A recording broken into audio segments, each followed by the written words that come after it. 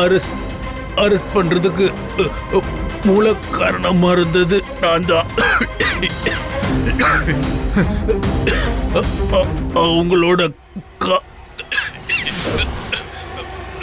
காமிட்டேட்டர் விவேக் தான். அப்புறம் அதுக்கு துணையா இருந்தது நான் தான். நான் பணத்துக்காக தான் இதெல்லாம் செஞ்சேன். என்ன மன்னிச்சிருங்க.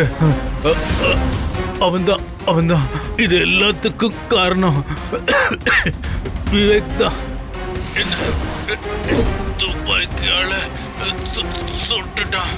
தயவு செஞ்சு நீங்க பொண்ணு காப்பாத்துங்க.